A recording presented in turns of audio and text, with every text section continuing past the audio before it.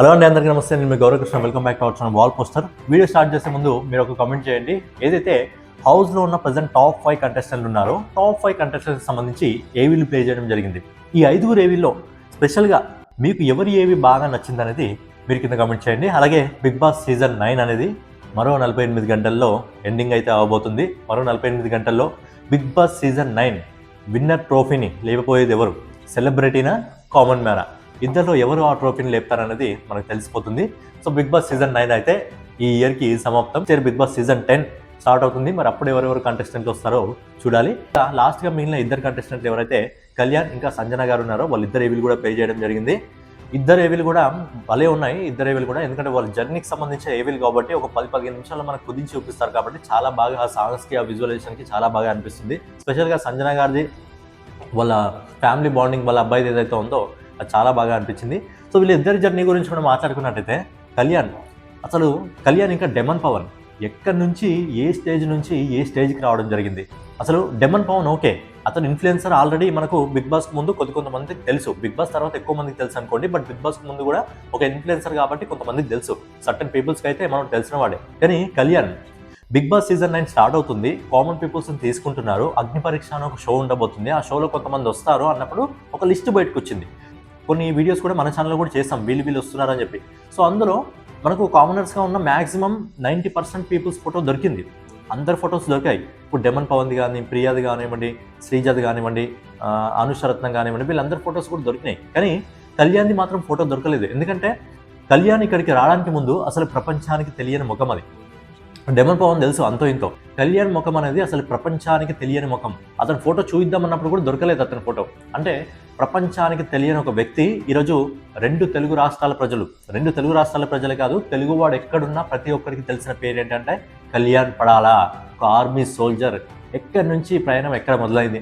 అగ్ని పరీక్ష అనే ఒక షో ద్వారా తనకున్న ఒక ఇంట్రెస్ట్, అక్కడ బార్డర్లో కాపలా కాస్తున్నప్పటికీ తనకున్న ఒక చిన్న కోరికను తీర్చుకోవడానికి వచ్చి బిగ్ బాస్ అనే అగ్ని పరీక్ష అనే షోకి వచ్చి సో అక్కడ గెలిచి మొదటి కామనర్గా హౌస్లోకి అడుగుపెట్టి మొదటి ఫైనలిస్ట్గా అడుగుపెట్టడం జరిగింది. మొదటి కామనర్గా అడుగుపెట్టాడు, మొదటి ఫైనలిస్ట్గా అడుగుపెట్టాడు.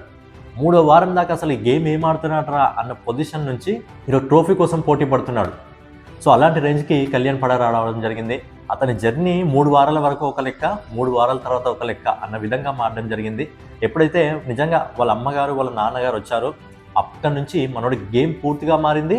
వాళ్ళ నాన్నగారు చెప్పిన మాటలు చాలామంది మిడిల్ క్లాస్ ఆడియన్స్ ఎవరైతే ఉంటారో వాళ్ళందరినీ కూడా అట్రాక్ట్ చేయడం జరిగింది. అక్కడి నుంచి మనోడికి ఇంకా ఫ్యాన్ ఫాలోయింగ్ అనేది ఇంకా పెరిగింది. నేను చెప్తున్నాను కదా, వాళ్ళ అమ్మ వచ్చి ప్రామిస్ తీసుకుంది, క్యాప్టెన్ కావాలి ప్రామిస్ ఇవ్వు, అలాగే ట్రోఫీతో రావాలి ప్రామిస్ ఇవ్వు అన్నాడు. సో చివరి వరకు మనోడు ఏం జరిగినా నిలబడతాడు.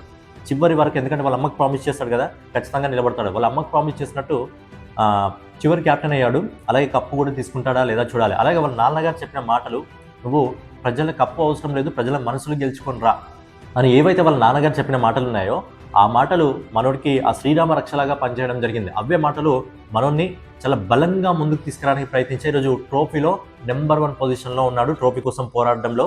సో ఇద్దరు టాప్ వన్లో ఉన్నారు, తనుజ ఇంకా కళ్యాణ్. మరి ఇద్దరిలో ట్రోఫీ కామన్ మ్యాన్ లేపుతాడా, ఏవో సోల్జర్ లేపుతాడా అనేది చూడాలి. కానీ కళ్యాణ్ ఏవి కూడా చాలా బాగా అనిపించింది.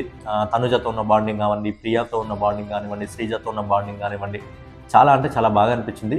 సో చూద్దాం, మా టైటిల్ విన్నర్ కళ్యాణ్ అవుతాడా, తనుజ అవుతుందా, సెలబ్రిటీ అవుతాడా, కామన్ మ్యాన్ అవుతాడా అనేది మరో 48 గంటల్లో మనకు తెలుస్తుంది. ఇక నెక్స్ట్ వచ్చేసి సంజన గారు ఏవి చూసినప్పుడు నాకు ఏమనిపించిందంటే, సంజన గారు ఫస్ట్ గొడవ పెట్టింది హౌస్లో సంజన గారే. ఒక 2-3 రోజుల వరకు ఏంద్రా హౌస్మేట్స్ ఇలా ఉన్నారు, అసలు గొడవలు లేవు, ఏం లేవు. బేసిక్గా బిగ్ బాస్ చూసేది ఆడియన్స్ దానికోసమే, ఆ గొడవల కోసమే బిగ్ బాస్ చూస్తారు. సంజన గారు వచ్చి ఏంటంటే చాలా సప్పగా ఉందని చెప్పి ఒక గుడ్డుతోని ఏంట్రా ఈ గుడ్డు కోసం బొంగులో గొడవ అన్నట్టు ఒక గుడ్డు కోసం గొడవ క్రియేట్ చేస్తారు కదా, అక్కడి నుంచే టీఆర్పీ రేటింగ్ మొత్తం మారిపోయింది. సంజన ప్రవర్తించిన తీరుని బట్టి ఊరికే దొంగతనం చేసి ఆడియన్స్కి విసుగొచ్చేసింది. చాలామంది ఆడియన్స్ కూడా ఏంట్రా ఇది ప్రతిసారి అన్నట్టు పొజిషన్ నుంచి సంజన గారు మిగతా వాళ్ళకంటే గ్రేట్ అన్న పొజిషన్గా మేము రావడం జరిగింది. నిజంగా సంజన గారు లేకపోతే హౌస్లో కొంచెం ఎంటర్టైన్మెంట్ లేదు. మనకి ఇమ్మాన్యుయల్ని ఏ విధంగా ఈ హౌస్లో ఎంటర్టైన్మెంట్గా మనం చూసుకోవడం జరుగుతుందో అదేవిధంగా సంజన గారు కూడా చాలా ప్లేసుల్లో ఎంటర్టైన్మెంట్ ఆమె క్రియేట్ చేయడం జరిగింది. సో అలా అనమాట, సంజన గారి జర్నీ కూడా చాలా అంటే చాలా బాగుంది. ఆమె ఏంటంటే మిక్సింగ్ అయిపోయింది. ఆమె ఫన్ కానివ్వండి, ఆమె ఎమోషన్స్ కానివ్వండి, ఫైటింగ్ స్పిరిట్ కానివ్వండి, ఆమె అవమానపడ్డ క్షణాలు కానివ్వండి, అవన్నీ కూడా బిగ్ బాస్ హౌస్ నుంచి వెళ్ళిపోయే స్థాయి వరకు వచ్చి ఈరోజు టాప్ 5 వరకు వచ్చారంటే సంజన గారు కూడా చాలా అంటే చాలా బాగా గేమ్ ఆడారు. ఫస్ట్లో ఏంట్రా అని అనుకున్న పొజిషన్ నుంచి ఏం ఆడుతుందిరా అన్న పొజిషన్కి సంజన గారు రావడం జరిగింది. ఆమె జర్నీ కూడా చాలా బాగుంది. స్పెషల్గా ఏదైతే ఇమ్మాన్యుయల్తో జెన్యూన్ ఆమె ఉందో అది చాలా కనెక్ట్ అయింది చాలా మందికి కూడా. ఇమ్మాన్యుయల్తో ఆమె ఏదైతే తల్లి కొడుకుల బంధం ఏ విధంగా ఉంటుందో ప్యూర్ బాండింగ్ అనేది చాలామంది ఆడియన్స్ కూడా నచ్చింది. అందుకే ఈరోజు సంజన గారు టాప్ 5 వరకు ఉండడం జరిగింది. సో టాప్ 5 వరకు ఉండాలంటే నిజంగా ఆమె అదృష్టం. ఇది లైఫ్లో నిజంగా ఆమెకు సెకండ్ ఛాన్స్. హిందీ బిగ్ బాస్కి వెళ్ళి వచ్చిన తర్వాత మన తెలుగు బిగ్ బాస్లో నిజంగా మంచి చాయిస్ ఇచ్చింది. మనకు సంజన గారికే కాదు, సంజన గారికి సుమన్ శెట్టి అన్నకు. సుమన్ శెట్టి అన్న చాలా రోజుల సంది మనకు కనిపించలేదు, కానీ సుమన్ శెట్టి అన్నని తీసుకొచ్చి మనోనికి కూడా ఒక లైఫ్ ఇవ్వడం జరిగింది. ఎందుకంటే సుమన్ శెట్టి అన్న స్టేజ్ పైకి వచ్చినప్పుడు నాగార్జున గారితో ఒక మాట అన్నాడు, సార్ నేను నీతిగా నిజాయితీగా ఆడి మీ చేతుల మీదుగా ట్రోఫీ తీసుకుంటాను అని సుమన్ శెట్టి అన్న అన్నాడు. నీతిగా నిజాయితీగానే ఆడాడు, కాకపోతే ట్రోఫీ తీసుకోలేకపోయాడు.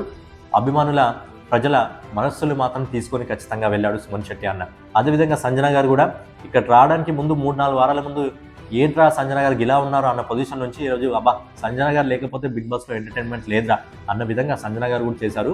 సో ఇద్దరి జర్నీ బాగుంది, కళ్యాణ్ జర్నీ బాగుంది, సంజన గారి జర్నీ బాగుంది.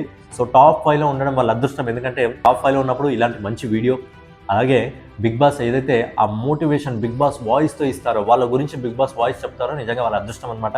లైఫ్లో ఒక్కసారి మాత్రమే దొరికే అదృష్టం, అలాంటి అదృష్టం ఈ టాప్ 5కి దొరికింది. సో సీజన్ 5 అయితే ఆల్మోస్ట్ ఇంకో 48 గంటల్లో ఎండ్ అవబోతుంది. స్పెషల్గా ఈ 5 ఏవీలో మీకు ఎవరి ఏవి బాగా నచ్చింది, అలాగే ట్రోఫీని ఎవరు లిఫ్ట్ చేస్తున్నారు, కళ్యాణ్ పడాలనా లేకపోతే తనుజనా అనేది మీ ఒపీనియన్ని కామెంట్ రూపంలో తెలియజేయండి. సో ఫైనల్గా దాని మన వీడియో మీకు నచ్చినట్లయితే ఖచ్చితంగా లైక్ చేసి కామెంట్ చేసి సబ్స్క్రైబ్ చేసుకుని మన వాల్ పోస్టర్ ఛానల్ని ఫాలో అవుతూ ఉండండి.